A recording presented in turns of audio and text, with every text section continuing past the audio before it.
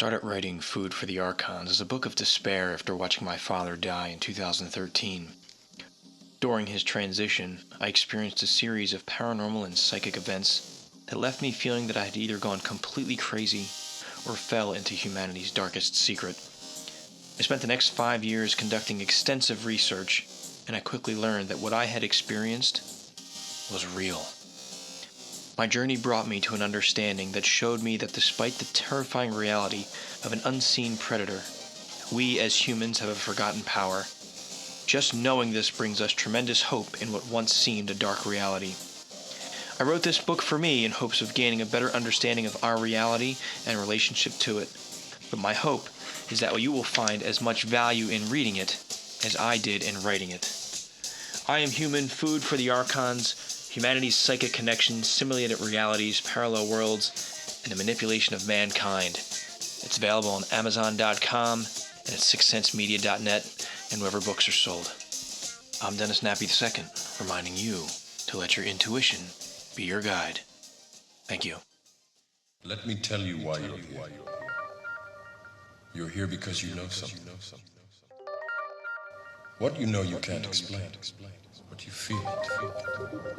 You felt it your entire life. That there's something wrong in the world. You don't know what it is, but it's there.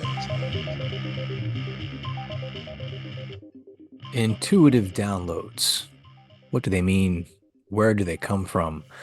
What significance do they hold in our lives if we choose to unpackage them, process them, follow them?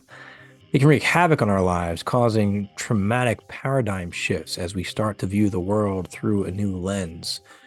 Some of us have been through this process in the past. Some of us have been through it several times as information comes to us from sources unknown. It's something that's definitely driven at least my mission here at Sixth Sense Media through my writing and through the Seeker podcast here. I want to talk about a little bit more of that experience as I continue to unpack my own journey. Dennis Nappy II here with the Seeker podcast at Sixth Sense Media. Happy to have you all with me again. I'm going to revisit a reminder, a topic, a theme, a movie that I've talked about in the past on the show, but it's always a trigger point and it's an emotional point for me. About a week ago, 2 weeks ago, I was rewatching Close Encounters of the Third Kind, Spielberg's movies. It was from the late 70s, early 80s.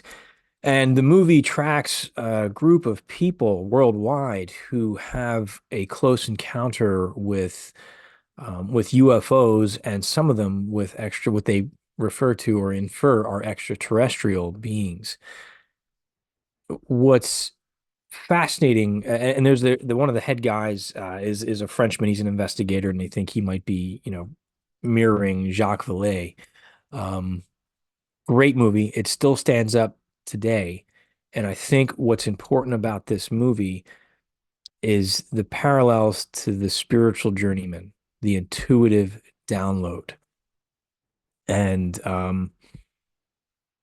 what's important about, sorry, as I'm saying this, another connection to what I want to talk about just came into play here, which is tying into a Reiki remote viewing project that the Hellfire Group just finished. But so these intuitive downloads and the way that it drives the people in this movie, when I look at the writing of that book or of that movie, I say that whoever wrote it, the writers of that, they understood that process. They understood what it feels like to get a message from somewhere unknown.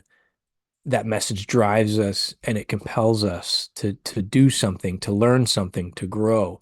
Now, is that message benevolent? Is that message bad or malevolent for us? Is that message a form of mind control because it causes us to shift our focus in a particular direction, which then for some of us changes our lives and the trajectory of our lives when we have these spiritual experiences? And on my ongoing theme of fate versus free will, is this infringing on our free will because you get this seed that gets planted in your mind and it just continues to grow? So I'm piecing together these themes of different experiences I've had, different projects that I've worked on, different remote viewing projects, some of which I've already covered on this show, but this is all coalescing, and I think this is probably leading me towards I Am Human, book 3. I've been putting it off because writing these books have become like book 1 was a little bit easier because that was just a quick little novella, 80 pages long of my initial download, just getting my thoughts out of, basically an essay. Book 2 was a big undertaking, trying to unpack everything and couple it with research. And book 3, what I'm thinking of is going to be tying in all of my remote viewing and psychic experiences that have happened since I released book 2, Food for the Archons. Um, but I'm seeing a theme throughout my life of connections, and maybe I'm just making abstract connections where they don't exist, but I don't know. And one of the things I'm looking at is this theme coming back through a series of my remote viewing sessions. I'm wondering, in some of my sessions, is it is it not related to the targets that I'm doing, but is it still data coming back on this thread that's bleeding into my sessions? So now I'm conflicted here, right? Because this is an amazing story. And I think one of the themes of my life as I'm trying to unpack and really share this story, it's something I've always felt compelled to explore publicly and share with all of you. At the same time, in a few of my remote viewing sessions, not all of them, a few of them, I wonder when this type of data comes through, am I off target? Or is it related to the targets I'm doing? And sometimes it is, sometimes we don't have feedback yet to determine if it's related. So I'm going to take that anxiety out of this conversation for the purposes of this podcast in terms of, am I on target? Am I off target? Because the information is of value to me. And that's what I want to focus on right now. And I was further reminded of this thread just this morning when I was looking at my fish tank. And I'm going to get into that in a moment. And for those of you that have read the first I Am Human book and watched, I made a movie years ago about it. Focusing on nature, focusing on my fish tank was very insightful to me. And I feel like I've gotten I'm in the process of like 2.0 now, upgrading what I had learned and now expanding it to the next level and how it applies to my life. Whether it's a download or just life lessons as I'm getting a little bit older and wiser, I'm not sure if I have different perspectives, but I think it's worth sharing what I want to get into. But there's this universal theme of where is this coming from? What does it mean? Bring it back to Close Encounters. This scene brings me to tears every time I see it. And it's Richard Dreyfuss, and he's sitting at the dinner table. He's already had the experience where the UFO was over his head, shining bright lights at him. It sunburned him. And his wife doesn't believe him. And the government's denying that anything had happened. But he knows what he saw. He says, I know what I saw. And all of a sudden, he starts, right after this experience, he's shaving his face and he sees the shaving cream. He looks at it and he starts carving it and sculpting it. He goes, what's this look like, to his wife? He's laying in bed. He's looking at his pillow. He's like, this pillow, it comes to a point. He's like, what does that look like? And it really comes to a head when he's losing his mind. He's at dinner and they're having mashed potatoes, and he starts piling the mashed potatoes on his plate, and he starts carving and sculpting the mashed potatoes. He's putting his fingers in it, and everybody gets quiet. His kids are looking at him and they're like, man, Dad's lost his mind. And then he starts crying. And he says, I can't explain it. This means something. And he's pointing to a pile of mashed potatoes. This means something. And it looks ridiculous. But I understand that so much. You get this idea in your mind and you don't understand it. And I think part of that is because our software to unpack this data, I think we're getting high volumes of data in our mind, and it takes us time to process it. And it's frustrating it's frustrating but inspiring in trying to solve the mystery, but it can take a long time. It can be very emotional. And in watching that scene, I can just say they captured it perfectly. Like, this feels important. Was it a form of mind control? Well, in the movie, yeah, they're forcing him to unpack it. Really, it was an invitation, right, for him to meet them somewhere. I just had to acknowledge it again because it resonates with me. It resonates with my first book, my I Am Human, and We're Not Who We Think We Are book. Um, and this thread just seems to continue. So in this first book, I talked about my fish tank briefly, and oh, I lost my pager. Let me find the fish tank piece. All right, edit point. All right, so early on in this essay, so I had this download over the summer back in 2009, and I couldn't understand it. I was on this theme trying to understand things, and one that I just couldn't sleep, and I sat down. This was my first experience with automatic writing, and I wrote like this 9-page essay. Just I sat down and just started writing it out, and I got everything out, and it felt so much better to get this information out, and it really gave me a new perspective in how to view the world, how to my understanding of good and evil, right and wrong, nature, the purpose of it, and really, if there's a creator, what that might be, what that might look like.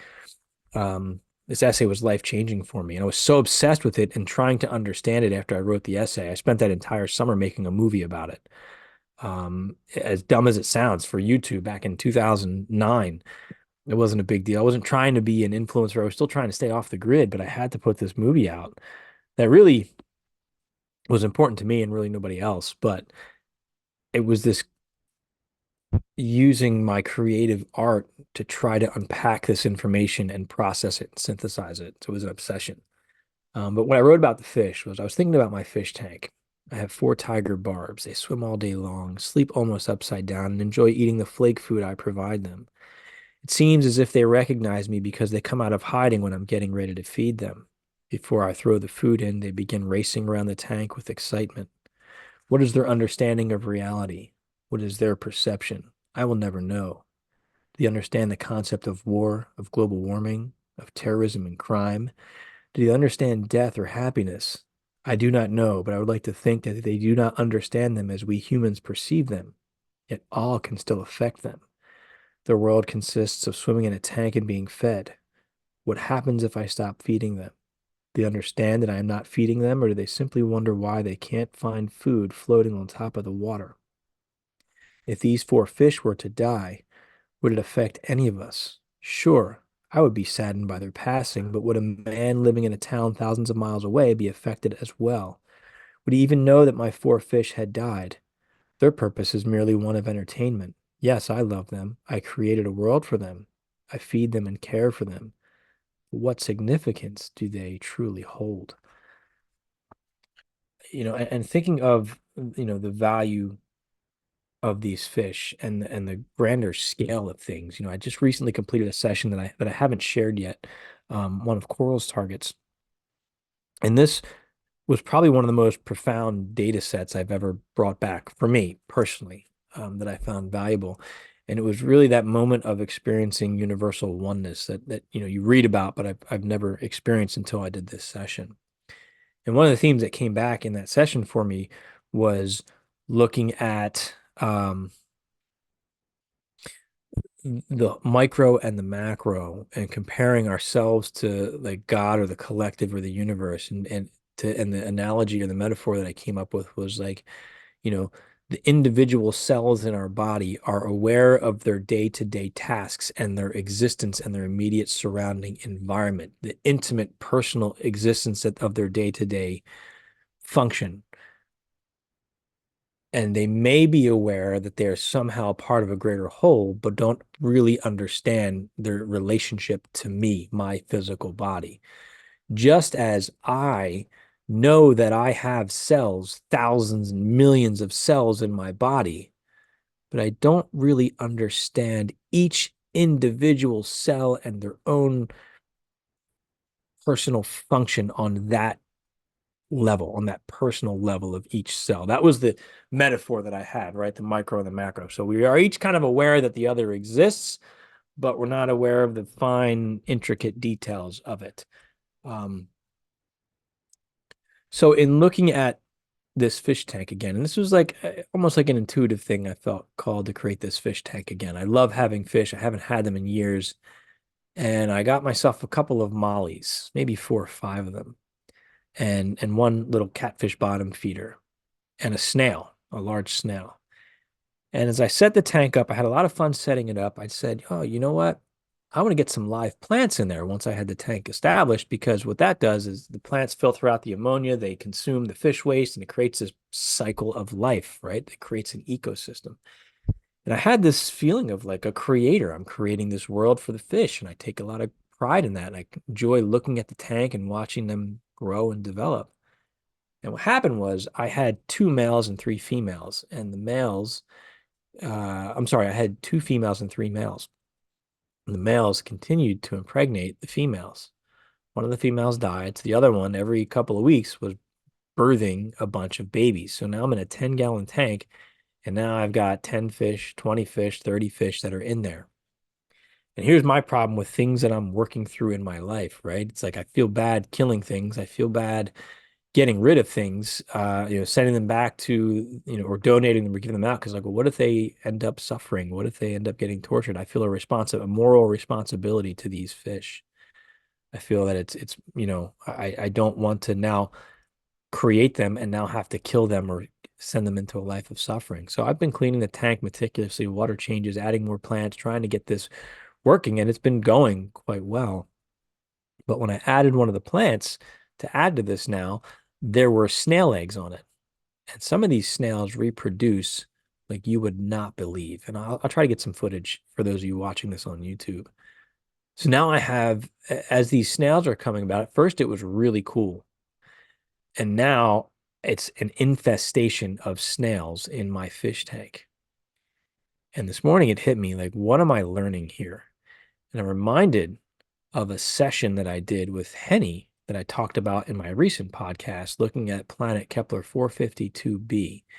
In the end, I talked about cycles of things. I'm going to share that data in a minute, but what I'm faced with right now is the entire health and community of my fish tank is in danger right now because I have too many fish and too many snails, and they're polluting the water. And they could all die, even though my goal is I don't want them to suffer, right? And this just hit me as I came to this data point here. Let's look at it. Screen 2.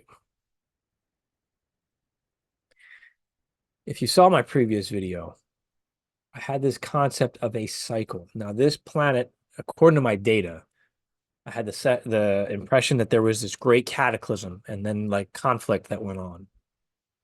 And then we moved into this society, this stage, like a golden age. I called it lovers, and it was collective in society. It wasn't just like an Adam and Eve. It was this collection of lovers, right? And everybody was in love. And I look at that at my early days of my fish tank. The fish were in love, the conditions were right, and they were mating and mating and mating and having babies. And it was a beautiful thing. It was exciting for me to watch the babies because Mollies give live birth, and put the plants in and have all this life and love and abundance and creation. It was this beautiful thing. And the cycle continues, and quarrel, which is confusion and disagreement, it brings imbalance. So now, well, some fish are dying. Those fish that die, they get eaten. The snail died. He got eaten by the little snails. There is a lot of confusion because there's so many of them in there. And although right now the conditions are still okay, they're deteriorating. Those conditions are deteriorating. I need to take action. So we move into the next step here, destruction. But here's the key with this stage of destruction: the great act of balancing the system, actually an act of love and kindness through mercy. That's what I'm faced with right now. I feel bad killing all these snails because it's not their fault that I created an environment and allowed them to be born, but that is my burden and my responsibility. I should have dealt with this early on. So now I don't have to create this destructive phase that we're about to go through. I don't think I can release the snails just into nature because they're an invasive species because of how fast they multiply. So what could I do? I could take them out. I could kill them off. I could add a predatory species into there, but we're still now bringing some kind of destruction and death into the tank that does not know predation in there. Either way, I have to do something by killing some off or removing some, or the whole entire system is going to die. It's going to crash. But then after that destruction phase comes the rebirth. Everything is fresh again. So once I get rid of them, I start my tank over, And then we move back into that balance, that harmony, that lover stage. That's profound for me. It's lessons that I need to learn in life is, sometimes you have to do that hard thing, even though it feels negative. It doesn't mean I'm a bad person. It doesn't mean I'm doing something with ill intent. It's for the benefit of the greater society. And some people are much better at doing these kinds of things than others. Talk to farmers, right? Farmers understand that cycle of life a lot better and a lot more detached from those hard things that we have to do. This is, I think, a personal lesson for me in understanding, looking at the greater picture here of spirituality and spiritual growth, and looking at things like leadership. We get frustrated with world leaders and spiritual leaders and really, who knows, creators, aliens, ETs, UFOs. Why are they doing this to us? Why are we suffering? Why is this so hard? I just had a conversation with Daz about this, and I'm not justifying anything that's bad or scary or traumatic that may have happened to some of us out there. I'm just trying to understand. And sometimes when you're in this position, for me, I'm the godhead of this fish tank, right? As silly as that sounds. My goal is to preserve it and to create something beautiful. And I neglected some of my responsibilities and have to do something harsh now. Does it mean I don't care about them? No. But I have to sacrifice some of them. Some of the fish I'll probably give away. Hopefully they go to good homes. Maybe some of them won't. Maybe some of them will be fed to a snake. Maybe some of them will be fed to a predatory fish. Maybe some of them will starve to death. I don't know. I don't have control over that once I release them to someone else or to another, back to the store. And the snails, a lot of them are probably going to die. And if I have to kill them, I'll make it quick and painless. But that's my burden now as a creator, right? So a lot of lessons learned there. Moving on, I want to talk about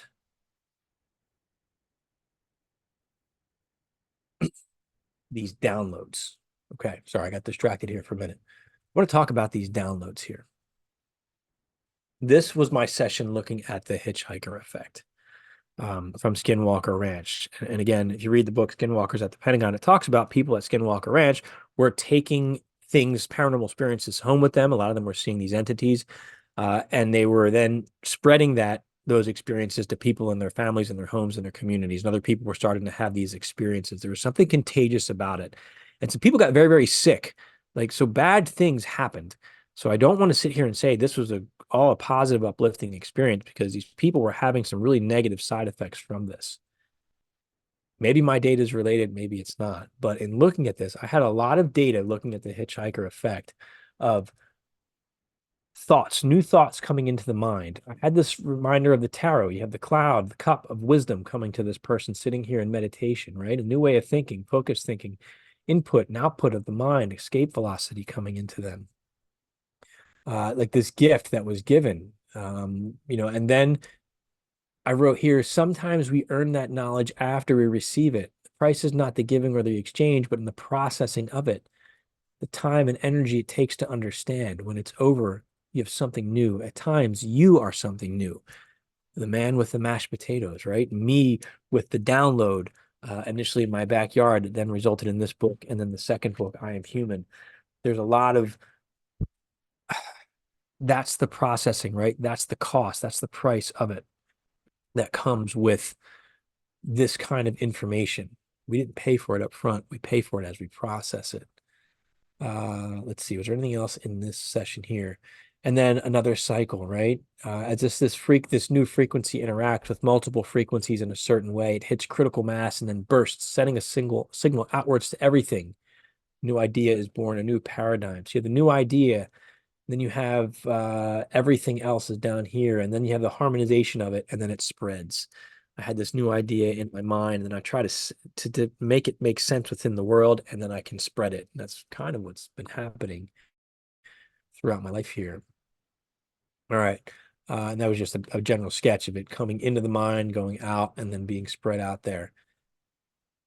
And then I had this sketch here, a master of puppets, a mind map crawling through the brain, this collection of mental imagery. But I had this idea planted in the brain, and then a plant sprouted out of the brain with the roots going into it. Mental terraforming, the grand idea: plant the seed of consciousness and see how it grows. Follow the roots and watch it sprout and spread. The idea was the outline of the shape of the mashed potatoes, right? And what did that lead him to? It led him to a greater understanding, not just of this is the mountain I'm trying to see, but this was put here by a higher intelligence that is communicating telepathically to me, inviting me on the next journey of my own spiritual evolution. Using my reference to Close Encounters, right? And where, in fact, does this lead to? Where does this come from? If we look down to the end of my session here, right there, subtle awareness of their presence but not consciously perceived, star seed enhanced, enlightened. This is a connection formed between the two life forms, a bonding that allows one to subtly perceive aspects of the other, a pairing of sorts. We had that gift being given. These downloads come to us. I don't know why. I don't know if this is just an aspect of my imagination as I go down this rabbit hole. I don't know if I'm piecing together things that are already out there in the collective consciousness through social media, YouTube, movies. And maybe that's just bleed through of my overactive mind trying to process things. Maybe there's something spiritual going on as I'm learning about this process. And I gain spiritual insights from things like looking at that fish tank and reflecting on my feelings and the things that I'm trying to do and the things I'm trying not to do. And sometimes I have to take a step back and get that reality check and then process that download in a different way. That's why, journaling and writing and recording and podcasting, that's so helpful to me to better understand it and dissect it, and then to have a record of it, because then I can go back years later and write books and analyze things and put things together as I further shape my own worldview, as it sometimes seems to collapse and fall apart on me, and process my own insanity. So as I draw this exploration really of my own mind, of these downloads, to a close, a couple more things that I want to touch base on. I think that there are things in common that we have with these, I'll call them the download experiences, and that quest that the human mind then goes on that drives us to do things that sometimes we don't quite understand. I'm rereading the book by, I always pronounce the name wrong, Ayn Rand, Anthem. It's a classic book. I'm not going to go into a whole summary of the book, but it's a dystopian, future-based story, post-destruction, post-chaos after the end of the world. Think back to my remote viewing theme of the cycles, right? The lover's phase, the quarreling phase, destruction, and then the rebirth. This novel, I would say, would fit in the rebirth stage, moving towards the lover's stage. And it's a collective society where the group is more important than the individual. There is no individuality, so much so that they don't even have individual pronouns. Everything is we, us. So the individual refers to themselves as we because they're never alone, because they were always a part of what they call the brotherhood. And the one guy, the main character, is a truth seeker. He knows there's something more, and that his mind expands beyond that of what society tells him that he should be doing. Reminds me of being brought up, in organized religion and saying, I have these questions that I'm not supposed to have, or having that download, like, this doesn't make sense. This doesn't fit my paradigm of the world. And yet I push on. So there's two paragraphs I want to read from this. The one, from the book Anthem. And he says here, and questions give us no rest. We know not why our curse makes us seek what we not. Let me try that again. And questions give us no rest. We know not why our curse makes us seek. We know not what, ever and ever, but we cannot resist it. It whispers to us that there are great things on this earth of ours, and that we can know them if we try, and that we must know them. We ask, why must we know? But it has no answer to give us. We must know that we may know. I mean, that's that mashed potatoes, right? This means something. This is important. It's that download that we get. It seems to be a common theme. I don't think that this is something that happens to just special people. I think it happens to everybody in varying degrees, but I think some of us follow it with more drive than others. Some of us feel called to it, to answer it more than other people, maybe. Some people ignore it flat out. And then the other paragraph I wanted to read, as he's reflecting on these things that he's trying to learn. Strange are the ways of evil. We are false in the faces of our brothers. We are defying the will of our councils. We alone, of the thousands who walk the earth, we alone in this hour are doing a work which has no purpose save that we wish to do it. The evil of our crime is not for the human mind to probe. The nature of our punishment, if it be discovered, is not for the human heart to ponder. Never, not in the memory of the ancient ones, ancients, never have men done that which we are doing.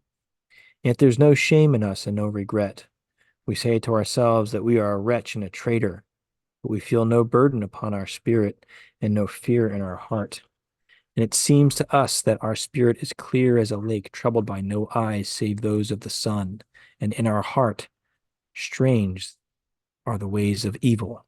In our heart, there is the first peace we have known in 20 years. That speaks to me in a lot of ways.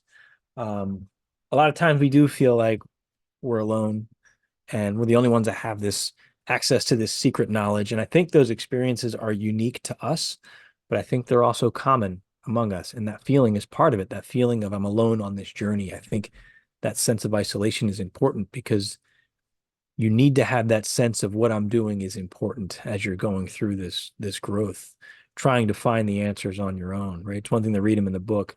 It's another thing to go out and actually have the experience. Sorry, my cat hair on me here. To go out and have that experience. There's another point I wanted to make with this here. Strange are the ways of evil.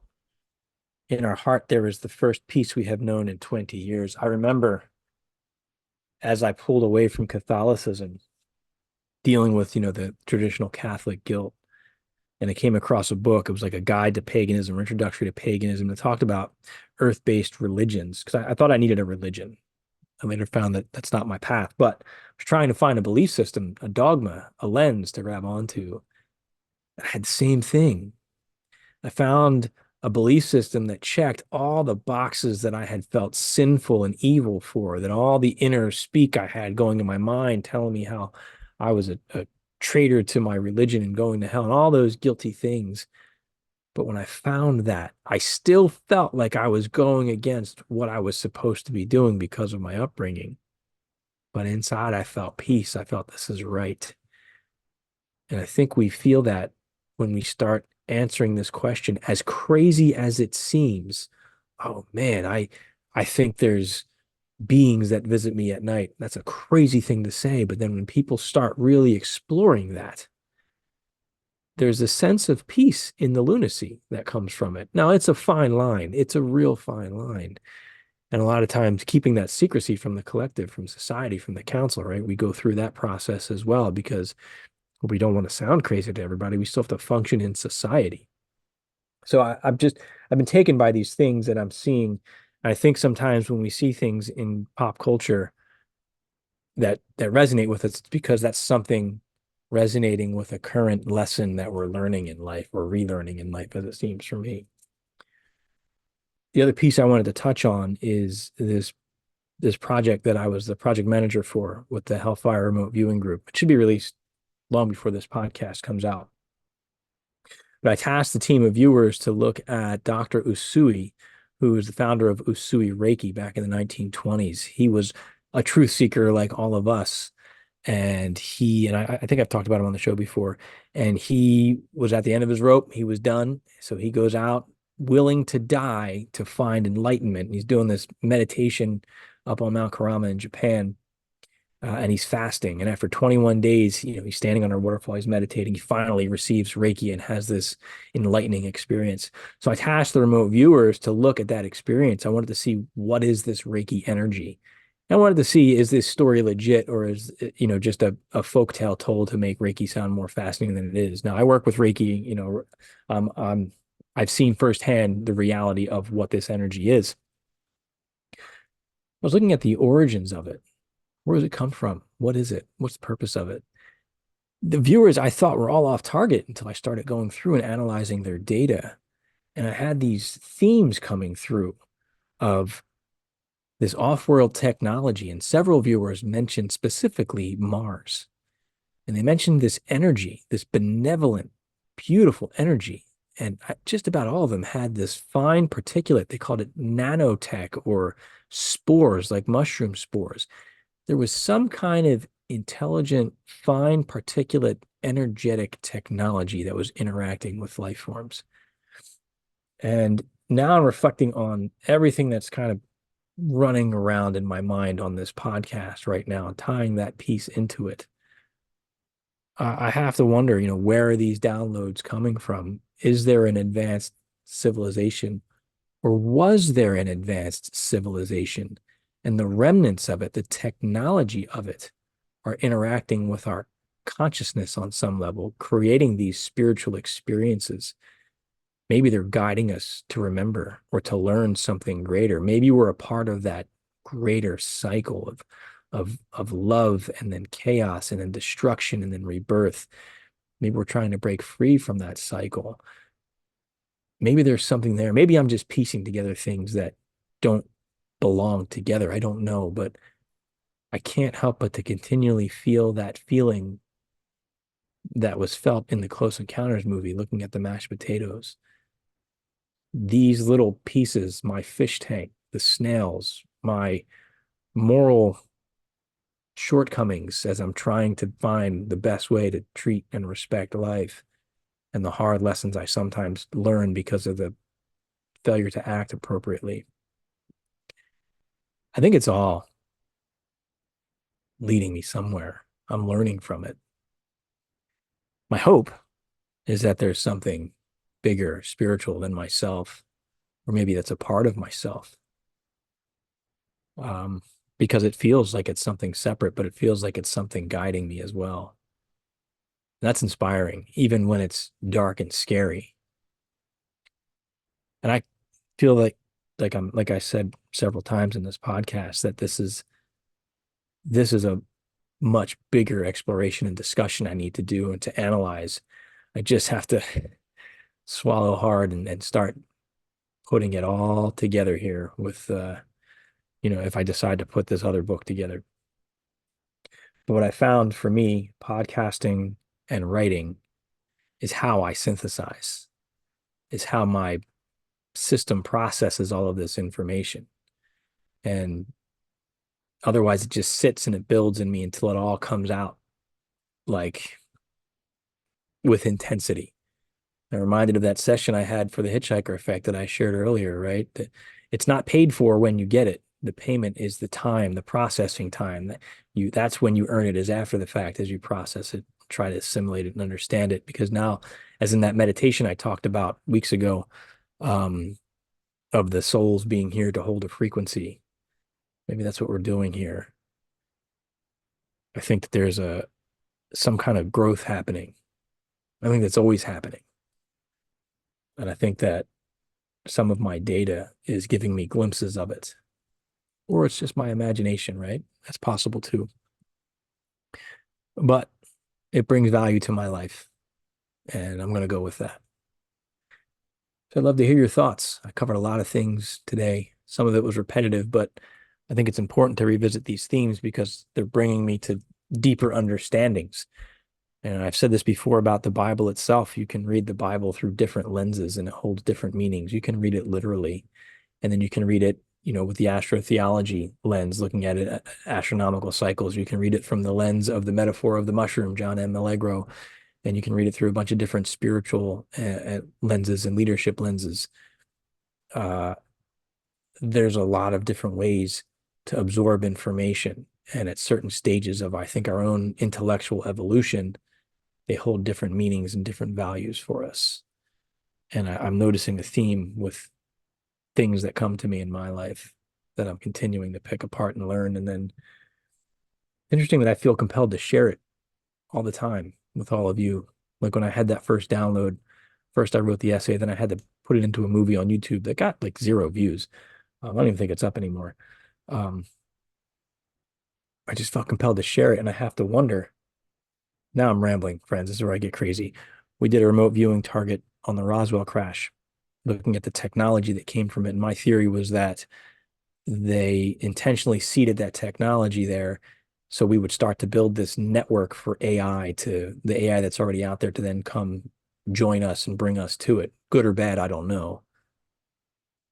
And what if these drives for so many of us to share our lives and experiences online with everybody as part of us building this collective network, this hive mind? We're gradually filling the database just by me sitting here talking. I don't know. I can't prove it. That's just a thought that comes to mind. Lots to think about, friends. I'd love to hear your thoughts if you're still with me. Thank you for listening and entertaining my dialogue here. And that's going to wrap it up. So if you'd like to hear more about the work that I'm doing, check me out, sixthsensemedia.net. Book a Reiki session with me, sixthsensemedia.net/Reiki. You also find links to all of my books there as well. So this has been another episode of the Seeker Podcast. Thank you for taking the time to listen, friends. I'm Dennis Nappy II with Sixth Sense Media. Remember to never stop questioning, keep an open mind, and let your intuition be your guide. Thank you. I said, empty your mind. Be formless, shapeless, like water. Now you put water into a cup, it becomes the cup. You put water into a bottle, it becomes the bottle. You put in a teapot, it becomes the teapot.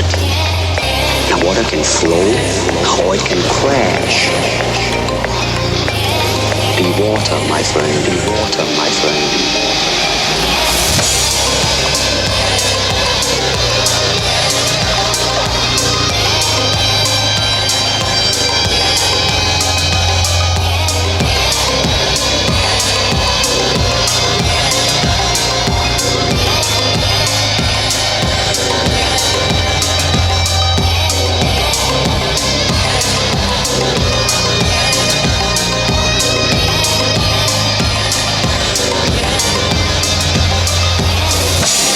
Be water, my friend, my friend.